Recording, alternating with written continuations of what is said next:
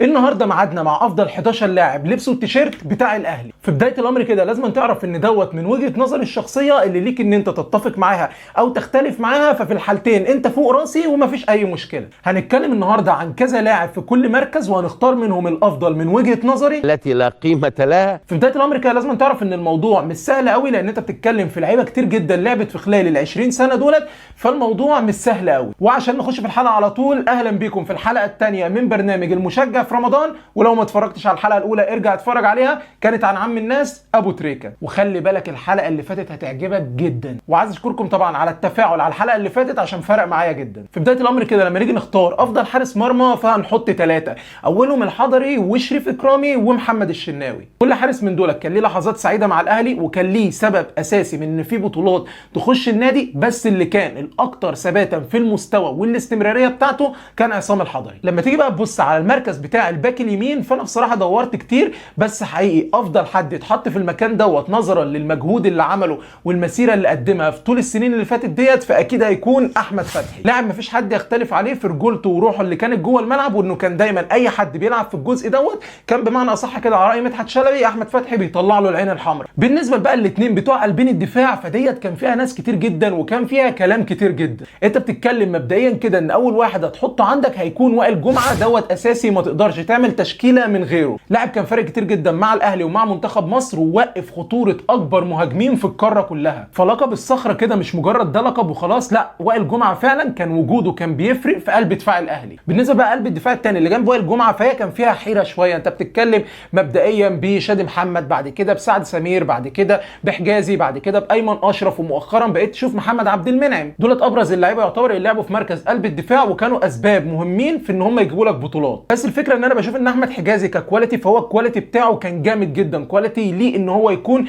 من مدافعين مصر، ومن المدافعين اللي ينفع تحطهم مثلا في الجيل الذهبي بتاع مصر اللي هو من 2006 ل 2010. فرغم ان الفتره بتاعته مع الاهلي ما كانتش كبيره، انما كان بيقدم مستويات كبيره. وبالنسبه لمحمد عبد المنعم وبالتطور اللي بيحصل له يوم بعد يوم، فهو لو ما احترفش فانا اتوقع ان المستقبل كله هيكون ليه في دفاع الاهلي. في حته بقى الباك الشمال، فدي فيها ضجه كبيره جدا وفيها ناس كتير جدا وعتاوله بمعنى اصح لعبوا في الحته ديت. انت بتتكلم كده بسم الله الرحمن الرحيم، في البدايه هتلاقي عندك جilberto، وهتلاقي عندك سيد معوض، وهتلاقي عندك علي معلول، 3 اقوياء جدا جدا جدا. وكل لاعب في ال3 دول كان اساسي وحاسم لبطولات كتير للاهلي. بس انا بصراحه هروح لعلي معلول ودوت عشان حاجه معينه. بس قبل ما اقول لك الحته المعينه ديت، عايزك كده تركز في الباك الشمال دوت، وتركز في نهايه التشكيله علشان هسالك سؤال وهنشوف خدت بالك من الحاجه ديت ولا لا. ليه انا بشوف ان علي معلول هو الافضل؟ ان انت بتتكلم اصلا ان مبدئيا كده مساهمات علي معلول اذا كان على مستوى التهديف او اذا كان على مستوى الصناعه، فهي اعلى من سيد معوض ومن جilberto. تاني حاجه بقى والاهم، ان انت سيد معوض وجilberto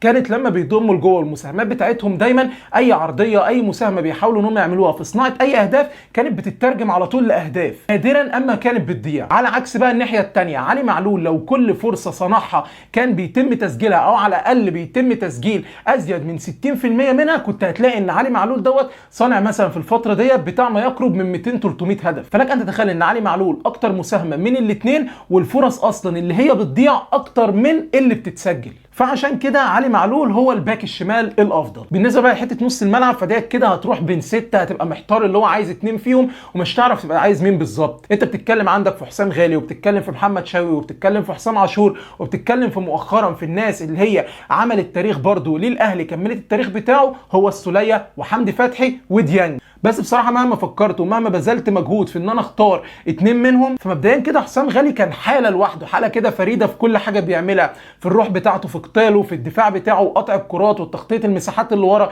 اذا كان في الهجوم والزياده الهجوميه اللي كان بيعملها، اذا كان في الجرينتا اللي عنده والروح والشخصيه والقائد بتاع نص الملعب اللي ما بقتش موجوده دلوقتي في الاهلي. فعشان كده وجود حسام غالي اساسي ومهم جدا في المكان دوت. وبصراحه لما بتفرج على حاجات لحسام غالي مع توتنهام وفي فتره الاحتراف بتاعته، لاعب كده الكواليتي بتاعه كان مختلف وما بتشوفوش بصوره مستمره. بالنسبه بقى لتاني واحد في نص الملعب اللي جنب حسام غالي، فانا بصراحه اخترت حسام عاشور، ودوت علشان حاجات كتير. انت بتتكلم ان حسام عاشور وهو موجود في الاهلي، موجود في كل المباريات، انت كنتش ممكن تكون بتحس بالوجود بتاع حسام عاشور، على عكس بقى غيابه. اول ما حسام عاشور في اي مباراه كان بيغيب، كنت تلقائيا كده بتسال نفسك اللي هو فين حسام عاشور؟ عارف انت اللي هو الجندي المجهول، هو دوت بالظبط كان حسام عاشور. بتتكلم في لاعب قدم لك في مستوى ثابت جدا في ازيد من 16 سنه وكان اساسي في كل السنين ديت، وساهم في كل البطولات اللي الاهلي جابها، وكان بيلعب السهل كده، وكان لاعب فعلا اللي هو يليق ان هو يكون في نص ملعب الاهلي. بالنسبه بقى اللي قدامهم ففي مركز صانع اللعب دوت فهم هيبقوا اتنين، تريكا وعبد الله السعيد. بس تريكا لا يعلى عليه، تريكا افضل لاعب في مركز صانع الالعاب ممكن تشوفه في حياتك. لاعب كان بيلعب السهل وكان بيجيب لك اهداف حاسمه وبيوديك قصاد الجول بمنتهى السهوله. وطبعا مفيش كلام اقدر اقوله تاني عن ابو تريكا بعد الكلام الكتير اللي قلناه في الحلقه الاولى. وبالنسبه للثلاثي اللي قدام تريكا فوليد سليمان وجوده مهم جدا جدا جدا في المركز دوت.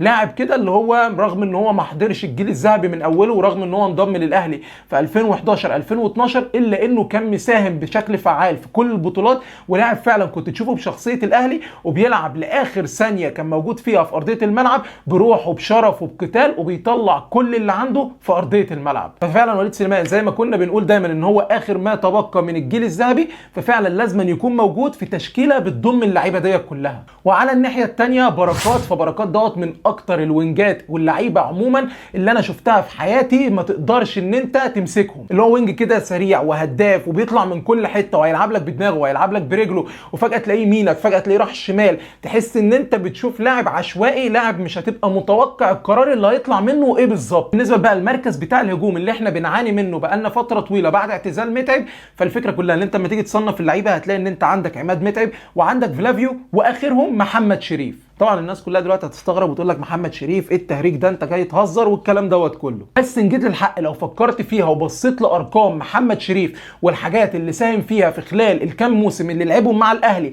بعيدا عن مستواه في الفتره الاخيره، فهتلاقي ان محمد شريف هو اعلى مهاجم من الناحيه التهديفيه دخلت الاهلي بعد عماد متعب، فيستحق ان هو يكون موجود في مركز افضل ثالث مهاجم في الفتره ديت. وفي المركز الثاني هيكون فلافيو اللي في خلال 4 سنين ساهم في 16 بطوله للاهلي وسجل فيهم 57 هدف. طبعا ما حدش يقدر ينسى دماغ فلافيو الذهبيه اللي ياما جابت لنا بطولات وصنعت لنا اهداف كتير جدا. انت ممكن تيجي تصنف افضل افارقه دخلوا الاهلي، ففلافيو وجilberto وعلي معلول اساسيين في مقدمه القايمه ديت. واخيرا في المركز الاول اللي يستحق ان هو يكون المهاجم بتاع التشكيله ديت فهو عماد متعب، اللي انا شفت مهاجمين جدا في مصر وللاهلي تحديدا ما شفتش حد زي متعب. اذا كان في تحركات، اذا كان في الفينش بتاعه، اذا كان في المساهمات في كل المباريات الكبيره والمباريات الصغيره مع الاهلي ومع منتخب مصر كان حاضر. وجوده عماد متعب في ان انت بتتكلم في لاعب اصلا ما كانش مجرد اللي هو بيجري كده وفي مركز المهاجم وخلاص، لا متعب كان من اللعيبه اللي بتستخدم عقلها بطريقه كبيره جدا. الفكره كلها ان انت بتبين انت مهاجم فعلا كبير ومهاجم فعلا تستحق التواجد في تشكيله منتخب مصر في تشكيله النادي الاهلي ولا لا.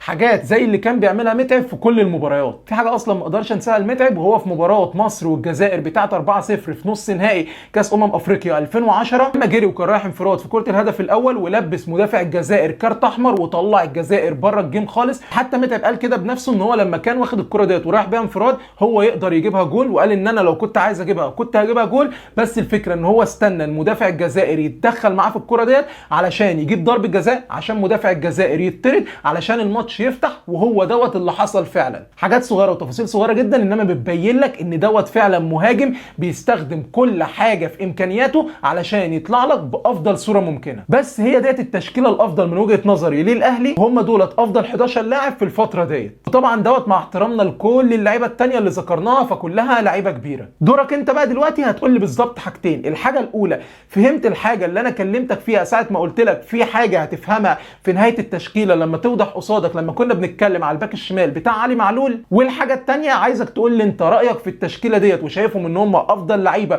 ولا كان في ناس تستحق ان هي تكون موجوده. بس كده ولحد هنا تكون تاني حلقه من سلسله المشجع في رمضان انتهت. لو انت بقى وصلت لغايه هنا فاول حاجه كده احب ان انا اشكرك جدا على وجودك لغايه النهايه، ويا ريت بقى ما تنساش اللايك والسبسكرايب، وهتلاقي تحت في الديسكريبشن لينك البيج على الفيسبوك، روح تابعنا هناك علشان هناك الدنيا دمار. واستنوا الحلقه الجايه علشان جامده جدا. بس كده، وفي النهايه كالعاده ما تنساش السلام.